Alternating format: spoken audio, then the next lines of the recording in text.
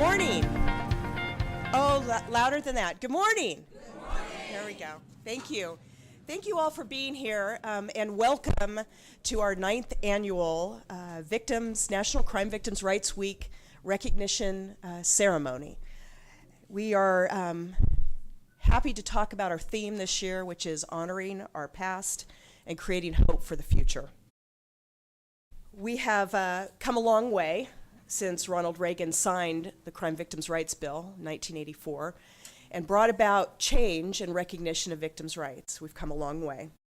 And we can always do better. We can do better by always being aware, remembering that behind every case, there's a victim there. And it's not about us or the paperwork, it's always about them. And we have to always be mindful and always be aware.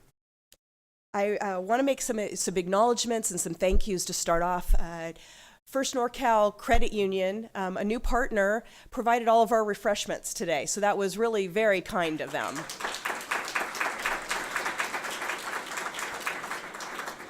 CCTV has come and is recording our event, so they'll be broadcasting it later, but they are always a great partner, always are very first to jump up and, hey, what's your theme, and can we run your videos, and we appreciate CCTV's involvement.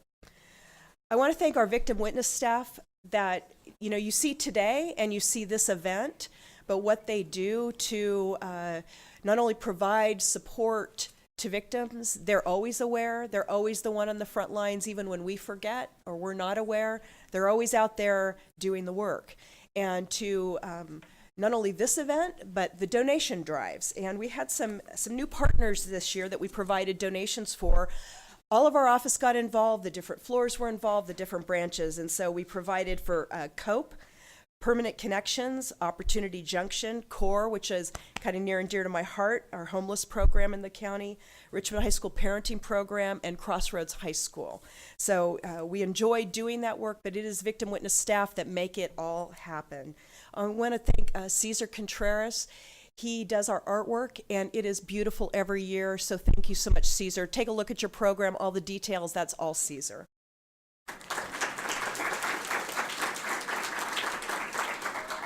I want to thank Scott Alonso, who's our public information officer. Scott's been here about a little over a year now. He's a great addition to our victim witness team. He's kind of our new adjunct member, and he's kind of expanded. We talk about expanding the circle. Scott's certainly getting us out there more, talking to people about us, because every time we do that, we're informing families, victims, that there are resources in the community to help and support them.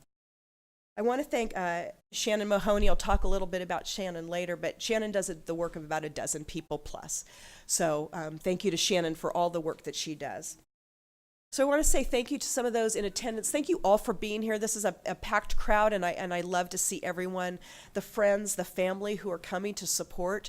I think it's particularly important to have all of you here supporting your family members as they're being recognized today.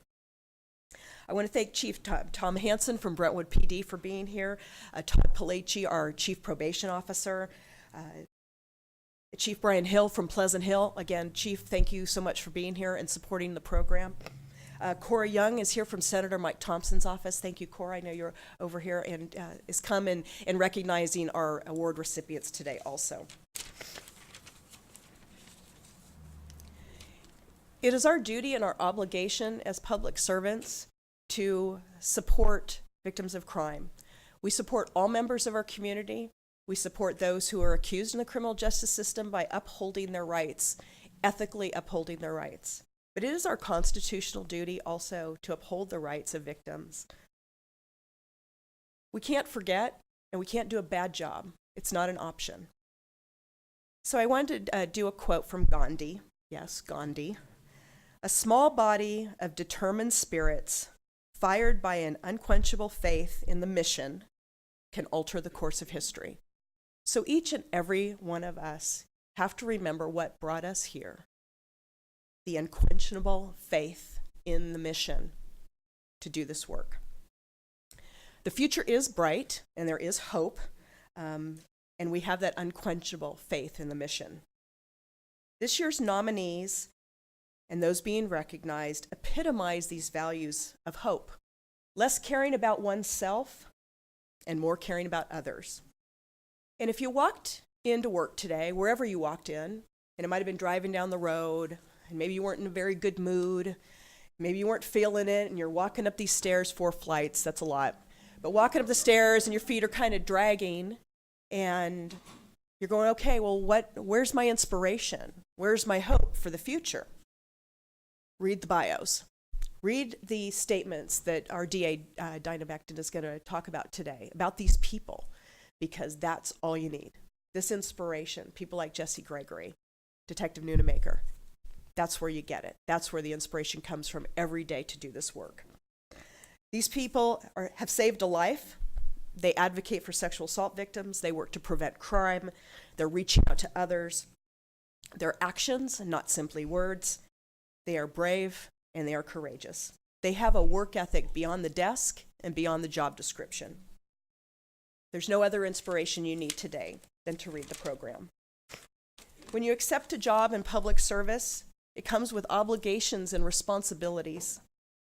You have to bring the joy and the passion every day. You have to bring the spirit to it. It's only then can you truly serve the public, to have that unquenchable faith in the mission. I want to thank all of you for being here, and now I'd like to bring up our DA, Dinah Becton, to talk about, share some words with you, and then later she'll be up here to introduce and recognize our nominees. So please give a hand for our DA, Dinah Becton.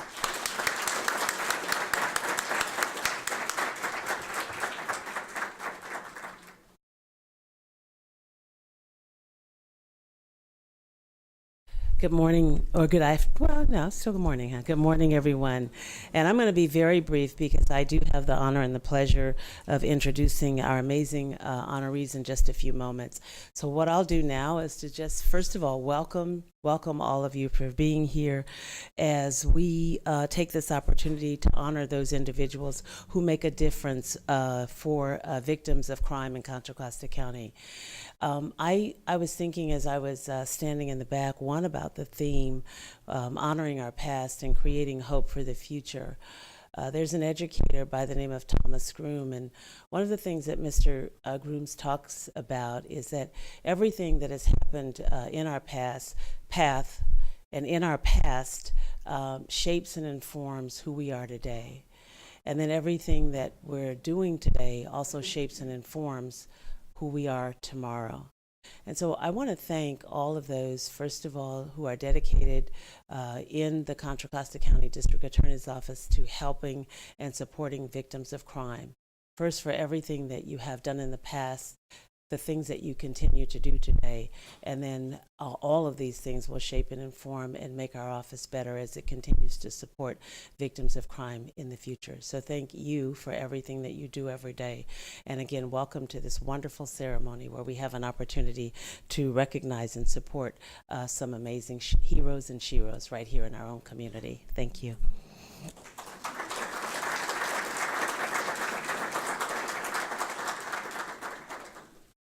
So next I would like to introduce our speaker for today. Our speaker, her name is DeWanda Joseph. DeWanda was recognized last year in 2018 for the Making a Difference Award. DeWanda has unfortunately suffered loss in her own life. Her nephew was a victim of homicide, and she found that there wasn't support for the family. There wasn't that, that feeling of being embraced by those around you. In the criminal justice system, and she felt that need for that. So she did it on her own as a volunteer. She joined Ceasefire, recognizing that she's there. And it may be the morning after a homicide, it may be in the middle of the night, but she goes out there with her network of volunteers, and they are providing and setting up funerals. And they're there to be with the families and help them navigate through a time of just such tragedy and the blur. She's there in those moments to help and support them. And so DeWanda was our Making a Difference Award winner last year. She also knew that there was a greater calling for this work, and she created, again, on her own, and then with a network of volunteers, and including one of our own advocates has joined the Yanima Healing Circles. And these are support for families and the next of kin who have been suffered these incredible, tragic losses at the hands of another. Dwanda is inspiring because she just did the work. There's not a paycheck involved. It's just that need, that desire to supporting the community. She is an incredible inspiration, and I know that Dwanda's not done yet. She's continuing her work throughout the county. We have a big county, right? A big old county. So she is spreading that work from west to east, and I'm hoping everywhere in between.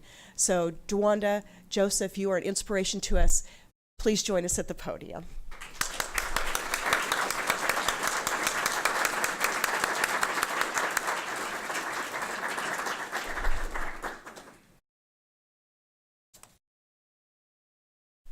I'm overwhelmed by the introduction. I don't know who she's talking about. Oh, wow. I never read my own resume, and that's crazy. So that lets you know that everything that goes on and the work that I've been called to do is done from a place deeper than the thought process. So I'm just really grateful to be here. Thank you, District Attorney Becton, Victim of Crime Offices, for inviting me, and all of you for being here. Again, let's just honor those who were honored this morning as honorees for the victim of crime. I think they deserve a great big hand from everybody that's sitting in this room right now.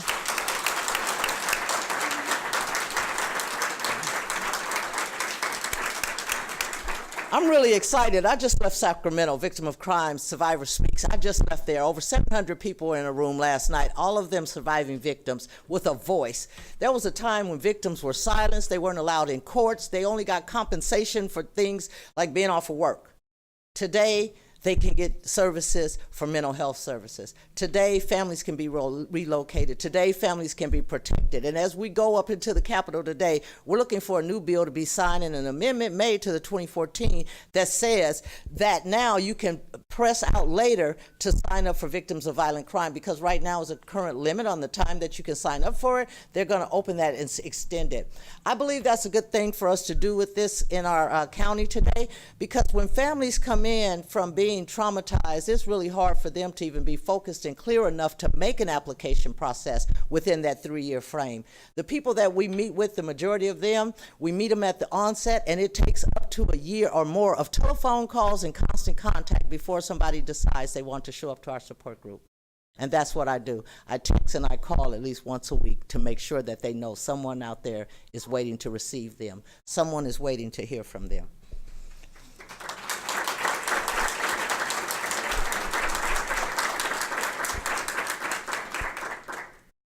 Martin Luther King said, "There comes a time when one must take position that is neither safe, nor political, nor popular, but he or she must take it because it is in their conscience the right thing for them to do." I believe that we do with the work we do because inside of our conscience, in our heart, in our inner core self, there's a call to a higher calling as human beings to reach out and help one another. Whether we work in law enforcement, or we're making policies, or we're the person that lives down the street from a family that's having a hard time, it is our responsibility to look out for one another as the human race. Our whole country has been in turmoil the last few years. As we turn on our news daily, we hear of killings and mass homicides and bombings all over the world. And so we are not exempt for these things that take place, but how do we respond when these happen in our own neighborhoods? For me, I think it's very important that as community members, we step up and we get to know who our neighbors are next door to us. Watch out for our children as they go to school. I remember a time when we had what we called a village to take care of, and the village concept has kind of drifted away from us, but as we can see by people who volunteer and give of themselves on a daily basis, we can rebuild these structures within our own communities, which will create a safe environment for all of us. And that's all we want, is to be able to thrive and to be inherently rich in a community that is free from regular crime. In the city of Richmond, where I live, I've seen more death than I've seen births. And that's not a good place for me to be. As a grandparent, I have a lot of concerns for my grandsons growing up and being healthy, and that they'll be able to go and walk to school without the fear of gun violence taking place on the schoolyards or on the streets on their way to school. As we partner with law enforcement, clergy, and other agencies throughout our counties, it's important that we keep these dialogues going, that we find spaces where we can speak freely and give our thoughts and opinions on what's going on. We, the victims, know what we need in order to become healthier people. And we need the support of legislatures and people who can make policy changes to support us when we have a safe place to speak. When we don't have a place to speak, we internalize and we become more victimized, and that cycle of victimization continues in our communities. A parent who has no way to tell or relate to their children or show them a healthy living lifestyle continue to perpetuate that fear and anxiety and the stressors that kids have, and before we know it, they're on a wayward path. And we're trying to figure out how we're going to heal these kids, but their parents are still ailing. So we have to take care of the whole body before we can get any better. And these will be building blocks. Our work will become building blocks to safer communities and neighborhoods. And I know this is what we're all looking for, right? Right?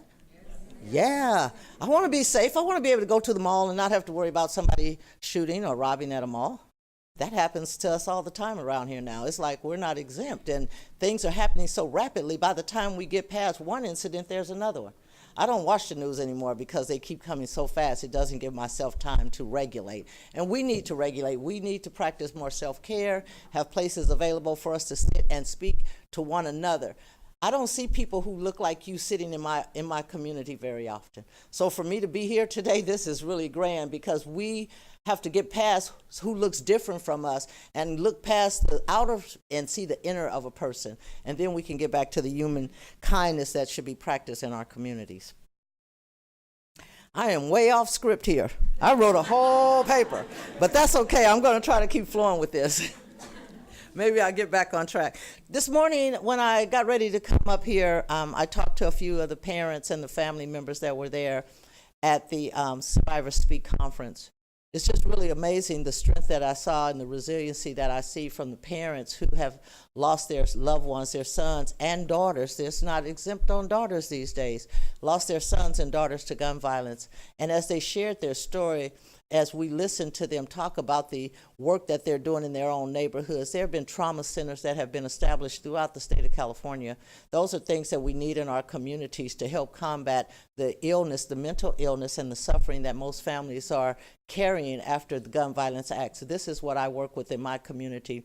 That led to starting the Yanima Healing Circle, because when at the onset, we didn't have anywhere to go. When I was looking for services, no one in my community could tell me which way to go.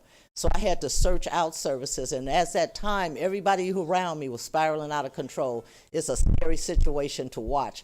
People spiraling out of control. You don't know which way they're going to land, or if they're going to implode or explode, and you get blown up with them. So we started this circle in order to help people, and it was a way for me to process my own grief, not only from my nephew being killed, but then others in my neighborhood. My children come and talk to me, and we have had them in groups, young people. The trauma that the young people in our community are suffering is a lot greater than some of us elders. They are losing schoolmates before their 20th birthday. So kids that they've grown up with from 6 years old to 16, they don't have in their lives anymore. So they're having impacted trauma affect them, and then we're looking at them like, what's wrong with these kids? They're hurt. They're broken. They're fearful. They don't know if they're going to be able to come home once they leave for school. And it's parents who send their children out every day don't know if their children are coming home. Our highways have become unsafe for us. It's hard to travel down the corridors to go from one end of this county to the next. That's scary. That's a scary place to be living. We have to do better. Keeping our eyes open, being attentive, not being afraid to speak up when you see a crime in action, dial somebody. We can't go rescue and save people, but we can pick up a phone and call. We don't even have to expose ourselves. You can call anonymously. Why have that sign in the window say I'm on neighborhood watch, and we don't even know who our neighbors are? All we see is them leaving and coming out of the driveway. We don't even give nods anymore. The barriers that we have created trying to keep ourselves safe is really creating more harm in our communities. So it's time for a change. Survivors speak, change happens. There are going to be vigils this week in different parts of Contra Costa County. I hope you find one and show up and light a candle in remembrance of somebody, from the parkland to the park on the corner from your house. Because it's not only happening in my neighborhood in Richmond, it's happening in Antioch, Brentwood, Pittsburgh, Concord, and a lot of people don't want to even see it. They turn their heads like it's not there. And time after time again, we continue to reproduce this same stuff when we act like we don't see it. I just want to say that this isn't a job, it's a lifestyle. Being safe and raising good families and being able to go to work and come home and enjoy the benefits of your hard labor is a right. And victims also have rights to be helped and be heard.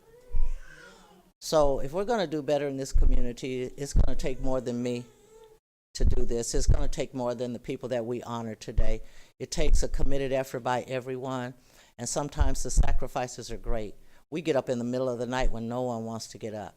Sometimes we don't sleep because we hear helicopters or gunshots going off, and that sets off traumas in our own bodies. But we know if nobody responds, these persons will go unserved.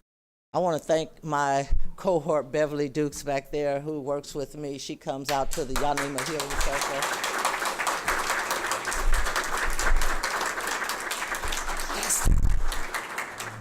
These people allowed me to intrude in their business.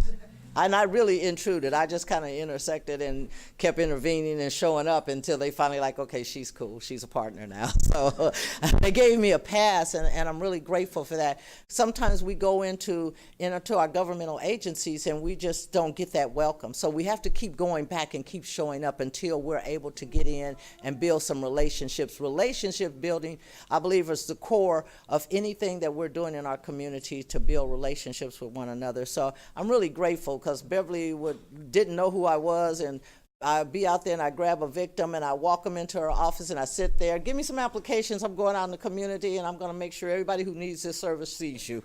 And I would call her any time of day or night and she answers her phone for me.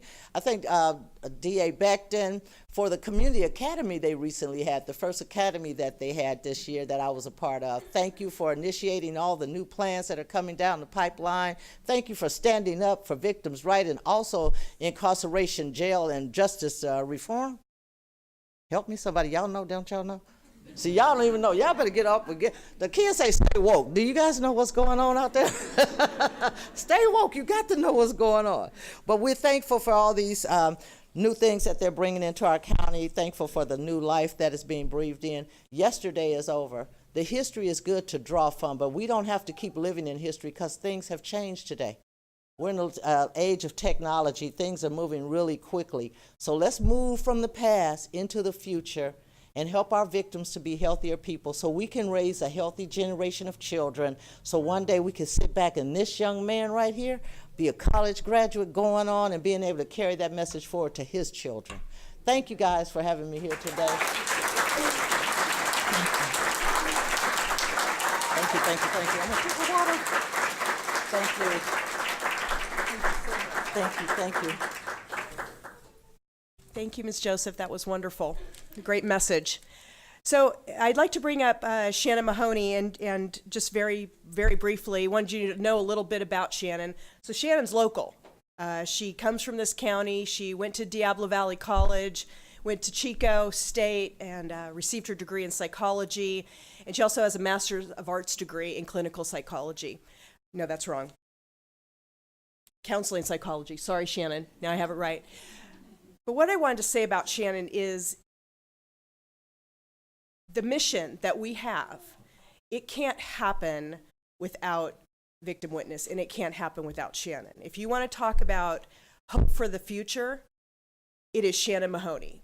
Because if we forget that message, we are lost.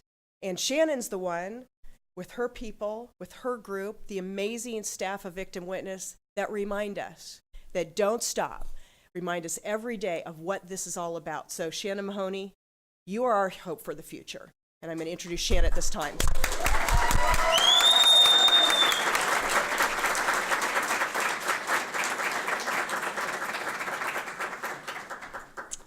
Thank you, Phyllis. Thank you. And thank you, everyone, for being here. You know, this time of year is always just reinvigorating for me to hear from our office, the amazing people that work in our office, the stories of things that are happening every day in our community of heroism, of bravery, of courage, of deputy district attorneys and of law enforcement and of advocates that come forward and take on a very difficult job to make sure that our community is safe and protected, and that we are reaching out and supporting all of those in our community when they've been victims of crime.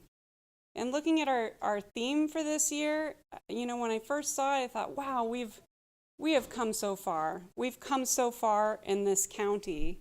And then I stop, and every time I kind of think about how far we've come, I think about the new challenges that we're met with every day in this office, every day in this community, and in our world. And there's so much more work to be done.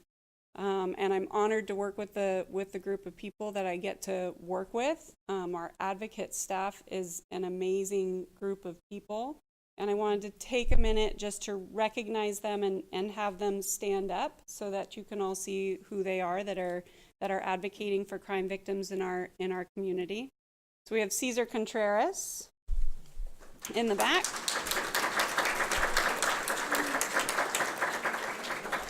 Laura Murrow in the front.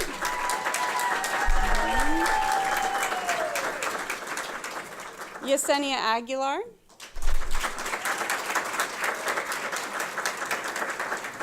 Raquel Garcia.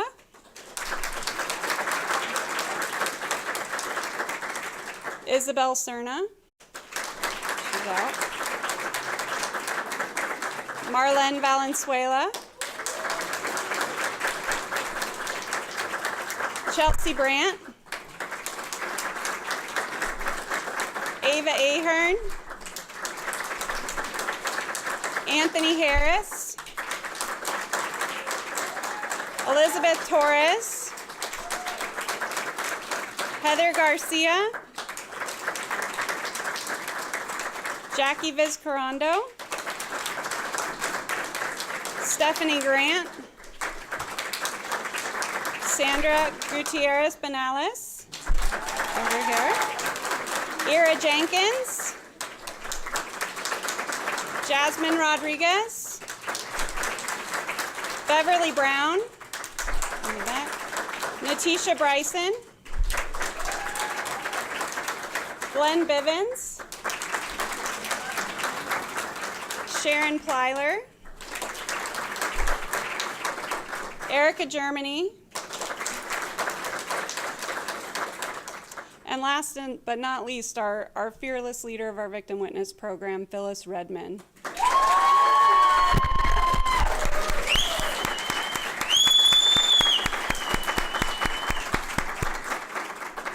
Phyllis has done just an incredible job being our leader and our guide as our program has grown, always pushing for more for our community, always looking to address gaps and areas that need the attention of our DA's office and our community. And we are eternally grateful for all the time that we've gotten to be under her watchful eye in the district attorney's office. So thank you, Phyllis.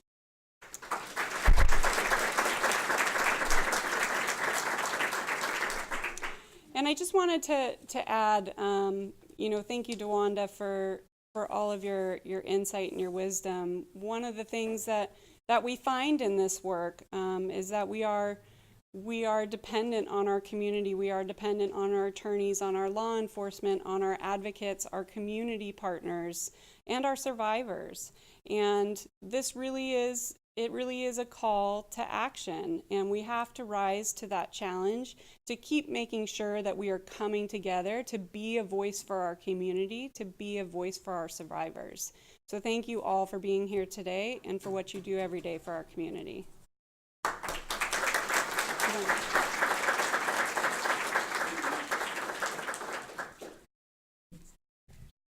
So we'd like to bring up our DA, Dinah Becton, again, and we're going to now recognize our award recipients for 2019.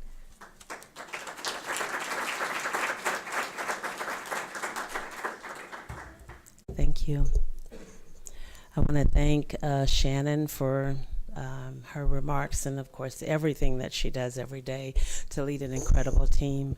And thanks to Phyllis Redmond, of course, for being the watchful eye for so many years to make sure that we're adequately supporting victims in Contra Costa County. I also want to acknowledge again and appreciate DeWanda Joseph for her comments today. She is absolutely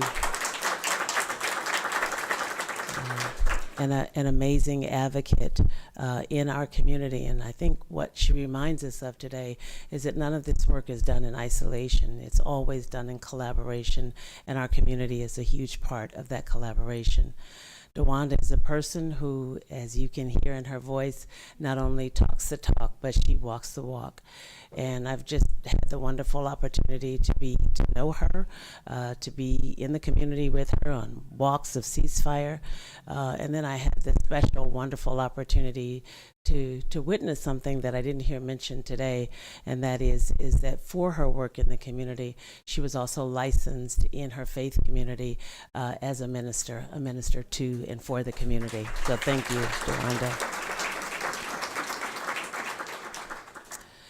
Martin Luther King, who we've heard quoted once today, says that we all have the ability to be great because we all have the ability to serve. And I wanted to lift up that quote today as I have the opportunity and the honor and the pleasure to read a little bit about those who are being honored today for their incredible service.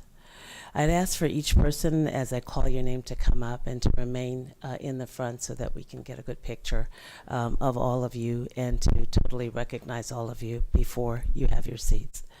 Our first honoree today is Laura Murrow.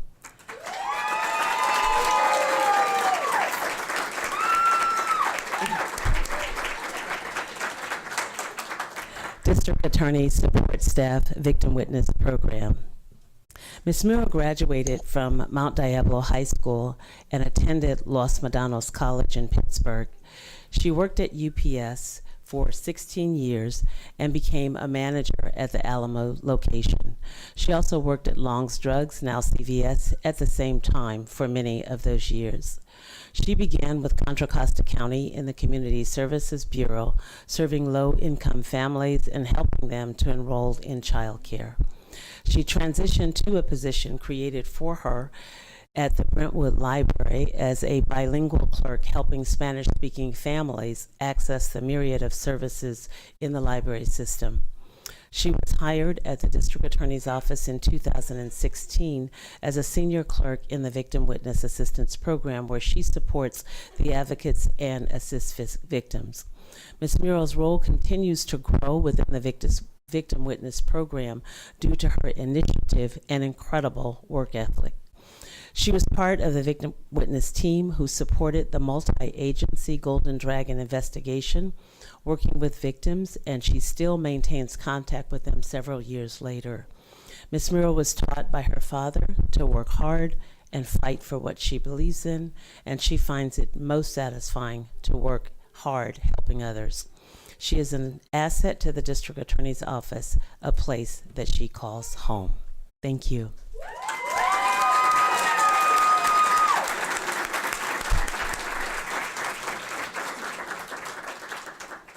From District Attorney Investigations, Rick Rivera.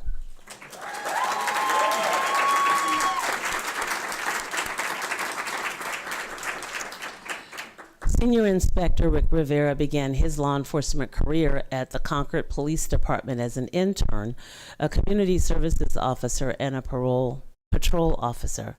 Senior Inspector Rivera moved quickly from patrol to investigations, where he spent the majority of his career as a detective investigating child abuse, sexual assault, child death, and homicide cases. In addition, Senior Inspector Rivera was a school resource officer, Children's Interview Center forensically trained interviewer, a member of the countywide child abduction protocol team, and recognized domestic violence expert witness in the areas of the cycle of violence, stalking, and strangulation. He is qualified and testified as a domestic violence expert witness over 40 times. In 2013, Inspector Rivera came to the Contra Costa County District Attorney's Office. Initially, he was assigned to workers' compensation fraud. He assisted in the multi-agency investigation of the Golden Dragon cases. In 2014, he was assigned to the Child Abduction Unit, where he has recovered more than 100 children.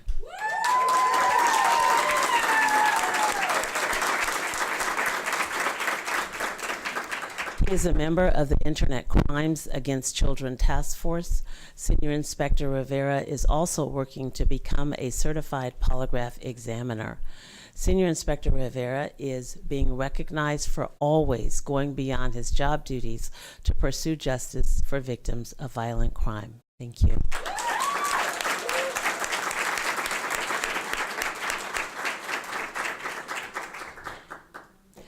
Deputy District Attorney Allison Chandler.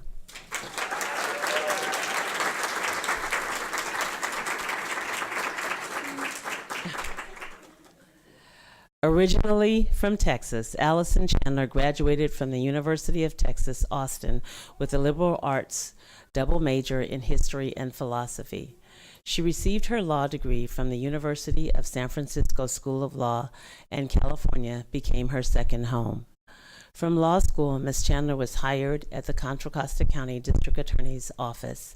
She had assignments in misdemeanors, felonies, juvenile, domestic violence, auto insurance fraud, sexual assault, felony filing, and currently the homicide unit.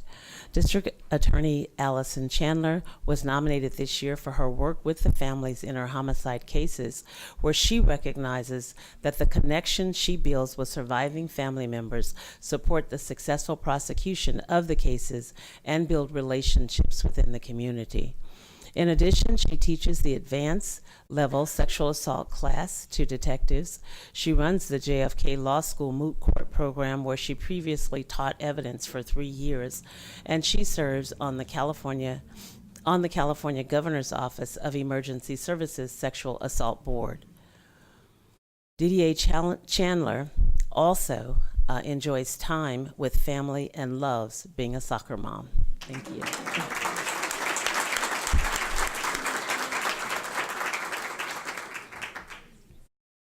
Victim Witness Advocate Sandra Gutierrez Banales.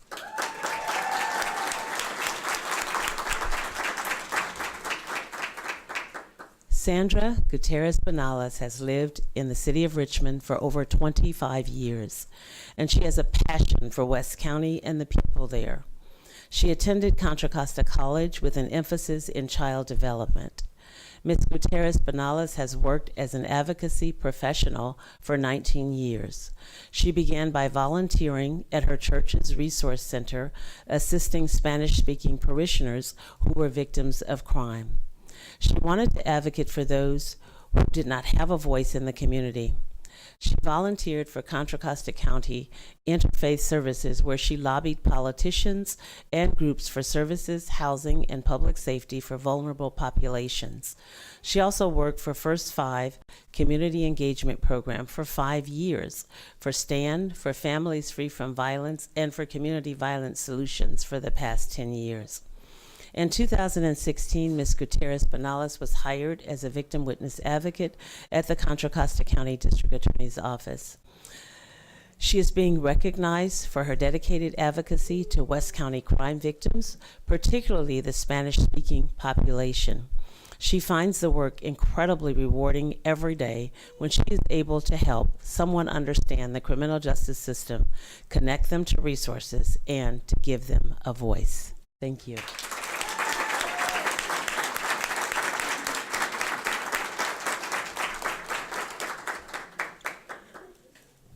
Law Enforcement, Brentwood Police Department, Detective Joseph Noonmaker.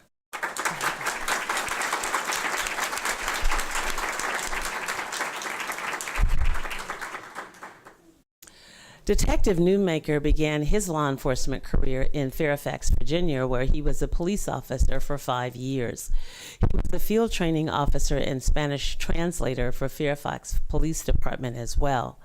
He came to Brentwood Police Department in 2014, where he is a field training officer, Spanish translator, and crisis negotiator.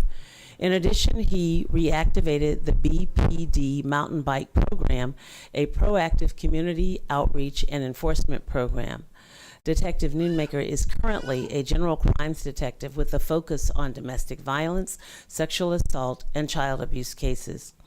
In a domestic violence case, Detective Noonmaker built trust with the victim, and he demonstrated his concern about her future as a survivor of domestic violence by working to secure drug treatment for her.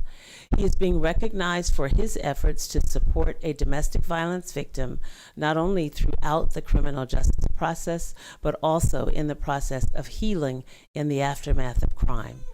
Detective Noonmaker is truly a community champion.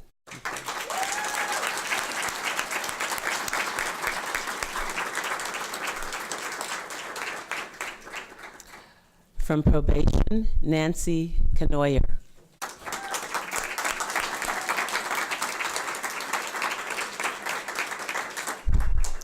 Nancy Canoyer graduated from Sonoma State University.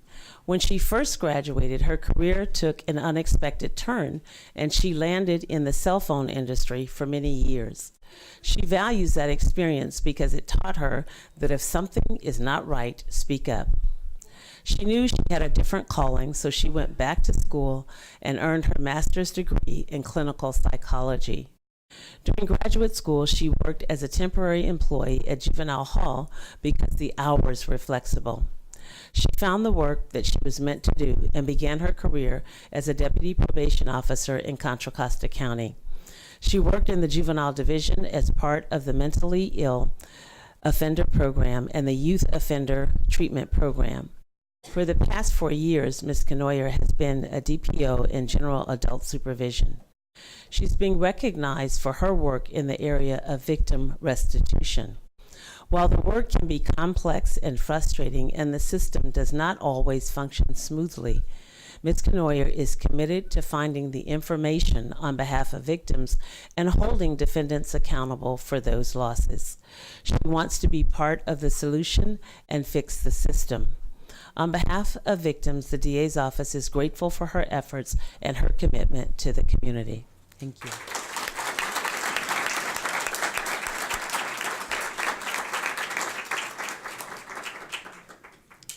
The next award is for going above and beyond to Jesse Gregory.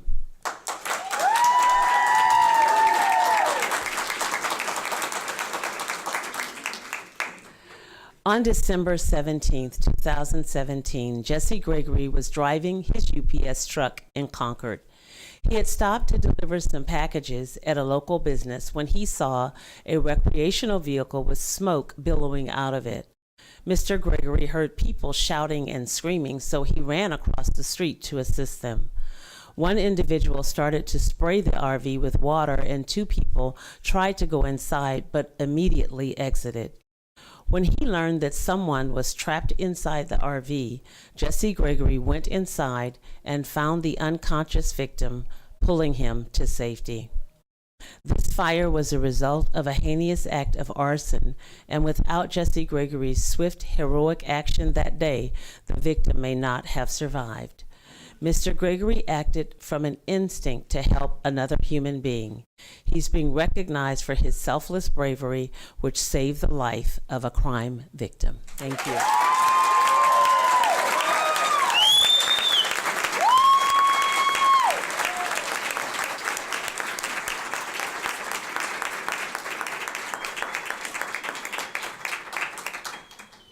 Our next honoree, Sarah Alpert, making a difference at Carondelet High School. Ms. Alpert is a counselor at Carondelet High School in Concord. Ms. Alpert is being recognized for her support and dedicated advocacy for sexual assault victims. She provided a safe space for disclosure of sexual assault at the school. In 2 instances, she supported the victims throughout the court process, and during one sentencing, she provided a compelling and insightful statement to the court detailing the severe impact that the rape and its aftermath had on the victim. Ms. Alpert recognized the need for on-campus education in the areas of consent and victim shaming and worked tirelessly to bring the District Attorney's Office campus sexual assault presentation on these topics to 750 Carondelet High School students and to the students at De La Salle High School. Ms. Alpert made a difference in the lives of these students, and she has made a huge impact in the community. Thank you.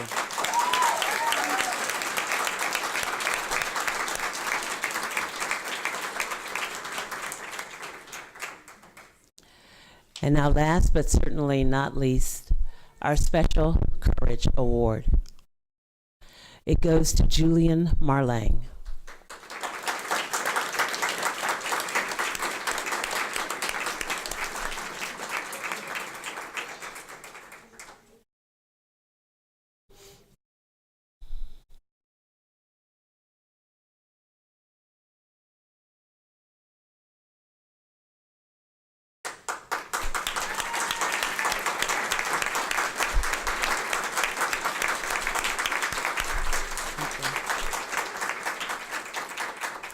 Julian Marlang was a 22-year-old student when in 2016, her boyfriend, the defendant, shot her at close range in the temple. Ms. Marlang will be blind for the rest of her life because of this violent assault. Throughout the criminal process, Ms. Marlang was cooperative and her family was supportive. Ms. Marlang and her entire family were present at the sentencing. Her sister addressed the court that day and told the court how Julian's life has changed forever. Julian Marlang and her family have displayed courage and resilience in the aftermath of a violent crime, and her bravery, that which was necessary to face the defendant in a courtroom, will never be forgotten. She inspires us all to be brave and to persevere.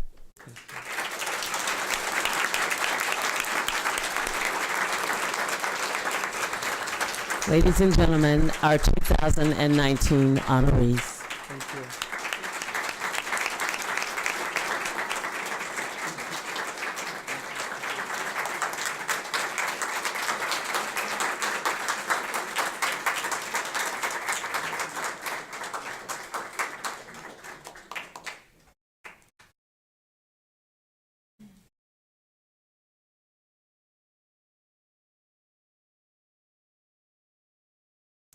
I know we want to take a few pictures, but I would also like to give an opportunity for our award recipients, if they would like to, and maybe with your applause we can get them to say a few words. So.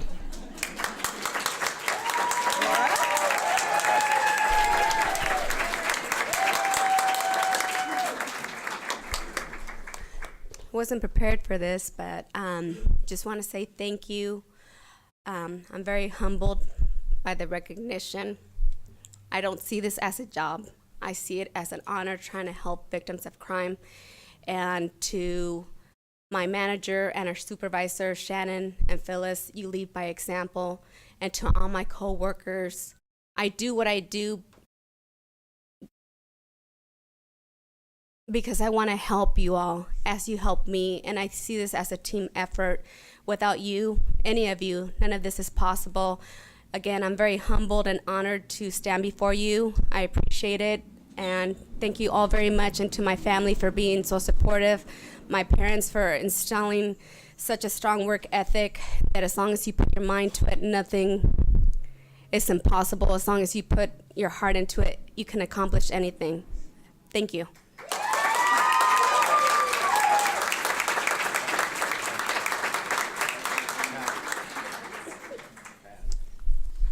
Okay. Today there was some really wonderful things that were said this morning. I see Bev. I see you.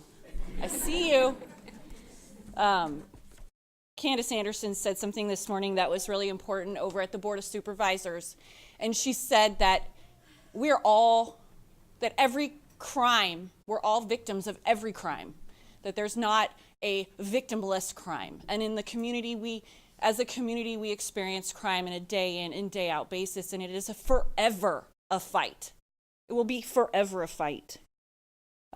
We had DeWanda Joseph this morning I have never had the opportunity to meet you, and I am very excited to take that opportunity after today. A couple of the things that she said today that are very important. One, stay woke. And amen, stay woke.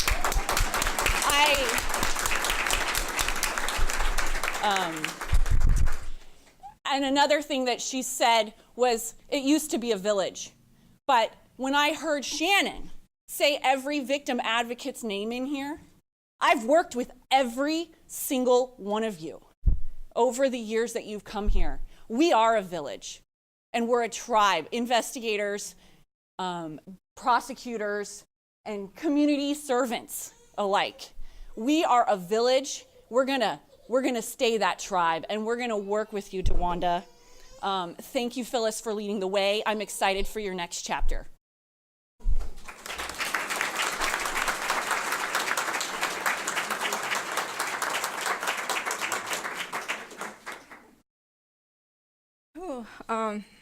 Thank you for this acknowledgement. I did prepare something, but I'm just going to say what I feel right now after hearing everyone.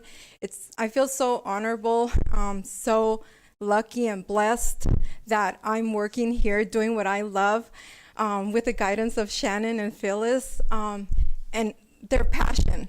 I'm sorry, I'm so nervous and I'm a crybaby. But I've been doing this for so long, and when you have that passion, no matter which way you want to go, your passion, that light, that feeling you have for what you were, I don't know, maybe born with, it's going to lead you where it needs to go. And I've always taught my children, and they've walked with me to rallies, and they made noise with me, and I've always taught them, don't be standby, or, don't just stand and do nothing. Go do something. Like Rhonda said, you can call, you can tell someone. I'm going to share that I was a child victim, and to know that you can't tell, you go and you try and speak up and nobody's listening, it's so hurtful. But now today, knowing that I have a job where I can talk to somebody and say, no, you can trust me. You can trust me to tell me how you feel. I don't care if it takes an hour or two. I'm going to be there by your side, and I'm going to help you connect with the resources that you need to be at whenever you're ready to be there. And just being here, I'm just so thankful for all the advocates that I work with. They're all so special. They all have unique skills that help me grow. And I hope I help them grow as well. And the best thing, I'm working in Richmond. I live there, I work there, I love the community there. The people, the coworkers that I work with, the DAs, the clerks, everybody. I'm just, again, so blessed and so thankful. Thank you.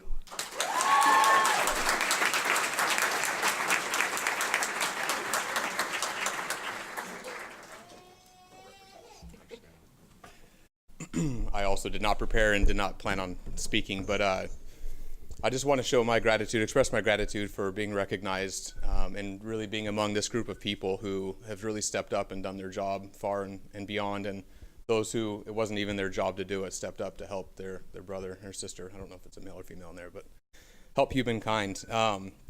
I did start my career in Fairfax, Virginia, but I actually grew up in Antioch in Contra Costa County. My wife grew up in Concord. So we finally spartaned up and returned back to California to raise our family, and we are invested in our community. It's a struggle as a law enforcement officer to be able to really focus on any one thing, especially as a patrol officer, which I was when I investigated this case. There's so many things pulling us in all angles. It's really hard to focus on any one thing, and but all of us do it, and we do it with pride and been an investment into our community and an investment into protecting victims of crimes.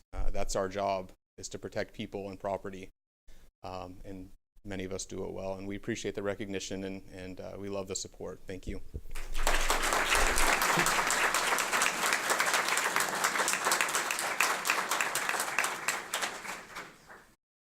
Just real quick, I just want to thank everyone that I've been working with on this restitution project. I was really just honored to be nominated. So Raquel, thank you. Yesenia, and Phyllis. We've all been on the same page, and Mike back there. And thanks to my family for coming, and for my probation family as well for all the support.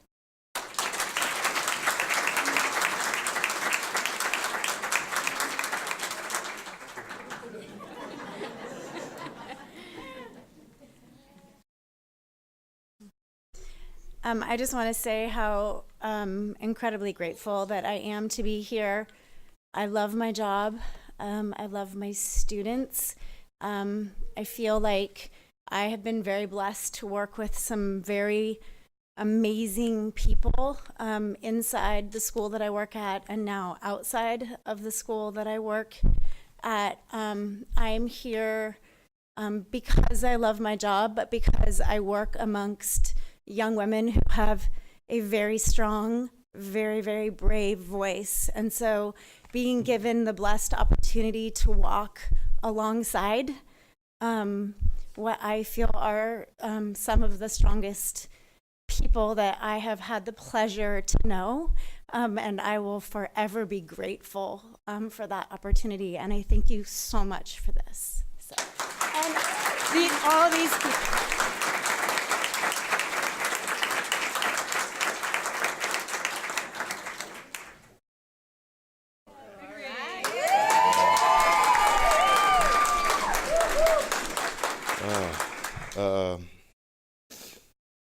I had a mental image this morning, and I get them all the time.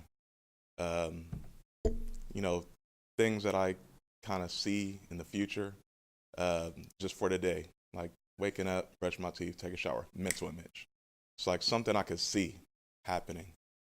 And I didn't see everyone in this room, but I did see myself talking and sharing with you guys my story. And I think it's so important that we remember love today, that we remember love tomorrow, that we remember love the day after that. Doesn't that seem like a hard thing to do? Like, how? Like, we only have today. How can I love tomorrow? How can I love the day after that? How can I love the day after that, and the day after that, and the day after that, and the day after that, and the day after that, and the day after? Like, we only have today. Can we love today? 3 minutes, I'm gonna keep it short. I'm a little charismatic, but I try to wear a seatbelt, so. I think it would be so important for all of us just to be open to each other's story. Everybody has a story in this place. And not to be so closed off from hearing another story, if that makes sense. We all have a story. There's always a reason for something, and there's always a consequence. A consequence. There's a consequence if you decide to hug somebody. There's a consequence if you decide to love somebody. There's a consequence if you decide to not acknowledge someone's presence. Those things are so important, y'all. Like, to keep it 3 minutes. I was born and raised in San Francisco, Fillmore District. I love Richmond. Love Richmond. Love Richmond. I'm gonna be there. I'm gonna be there. One of my dreams, desires, it's like a mental image I wake up with all the time. It's like I wanna go to KKK communities, village, towns, and I wanna share the love of God with people there. That's something I wake up with every single day, y'all. But you wouldn't even know if I didn't share my story with y'all. I'm just a black dude. I'm 32 years old, married to a white woman in Portuguese. I love her, y'all. That's my story. That's my story. That's my story. That's my story. I got three kids, 3 boys. I work at UPS. I did not think that would happen that day. I didn't have a mental image that day. But I did have that mental image. This is the dream I want to do. I might be by myself in that. I'm okay. But that's something I want to do. I did not think this would be part of that journey to get me there, because that's something I have to do. I have to do it, and other stuff. So I'm saying woke. I'm saying woke. I'm saying alert, and I'm being mindful. Like, this this life includes everybody, everybody, and we need to love each other, respect each other, get to know each other. Oh, I don't know. Like, if y'all just, when y'all left out of here, just smile at somebody, acknowledge their presence. Everybody in here is special. Everybody out there is special. Everybody is made in the image of God. That's what I believe. Yeah, everybody's special. When I help that man, it's just doing good. That's all it is. Could you imagine doing good? Could you imagine loving? That's so simple. We all just do good up here. We all just love. We just love people. We love everybody, and we try our best to love everybody tomorrow and the day after that and the day after that. But it's something. It's something that is we can all do. We can all do that. We're just reminders, you know. Y'all, we should all be up here. We can all be up here. Y'all, love y'all, man. Love y'all. I hope to get to know y'all's story. I dare everyone, just love everybody in here, because just practice loving people. Whether it's at church, at your job, this room, just practice loving people, because if you don't practice, you're going to be caught off guard. And you're going to be like the individual who came up to me and said, I couldn't do what you did. I said, brother, just do something. Just do something. Do something. Do something. And that do something will save somebody's life.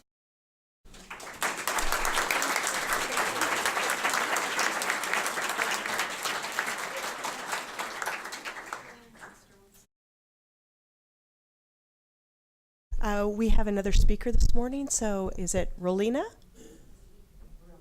Rowena? Come on up, Rowena.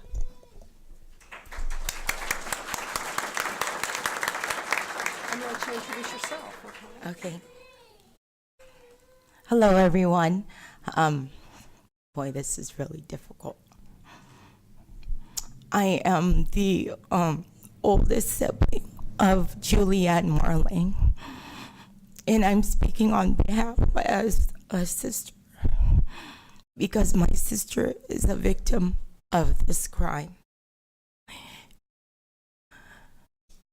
The only way I can share with you these past couple, I would say, years since it happened has been very hard for us. You know, one day she has hopes and dreams to finish college, and my father served in the military for 32 years, giving us everything so we could be successful with our careers and our education, so we could have a good life for ourselves. And to try to, you know, Julianne is special. She's our youngest sister. We're like the Brady Bunch. She has two siblings, Jerry and Jerome, from her mother, and from my father, me, and my brother, me, Rowena Marling, and my brother, Romeo Marling. The only way I could share with you of what we went through is to share with you what I read the day of the sentencing. So I'm just going to read, you know, I was unprepared for this. So I just want to share with you, so maybe you can imagine. Imagine having a daughter and raising her since she was a child, with the hopes and the dreams for a bright future. Born with a sense of a smell, vision, being the youngest amongst her siblings. Graduated from high school, working part-time, attending college, with the hopes and the dreams to be successful among her siblings, to have a bright future as well. Imagine a childhood which you can reflect and remember the color of the outfit you wore on graduation day, or the face of your father and your mother, and the face of your siblings, or the color of your purse that you have to wear with your outfit. The hours spent doing your makeup to find out what color eyeshadow you want to wear. Imagine being in love with someone that you help with the kindness of your heart, to give a ride to help financially, to help when there is no money, or even help pay for their cell phone bill. But just to be used by and manipulated plan to play with a young girl's heart, to take her kindness for weakness because of the golden heart that she genuinely had. Because of love that she was taught to have, she helped you in your most horrible times financially. And today, I just want justice to be served as a father, as a mother, as a brother, or a sister. Julianne will only remember by memories that she has in her mind, or how her mother looks like, how her father looks like, or how her brothers and sisters look like. She will no longer be able to pursue her career in the medical field, and forever will be blinded by your selflessness. You know what you did, and you know very well aware of what you did, and you know how to manipulate the system and took advantage of my sister. Today, I hope justice will be served. My sister's vision will never be back again, nor will ever be the same, but with the love of her family that she has, she will get through this. And I just would like to thank everybody who worked on the case and has supported my sister as an advocate, and our family and the support. And we are a strong family, and my sister will be strong and will be successful and get through this. Thank you.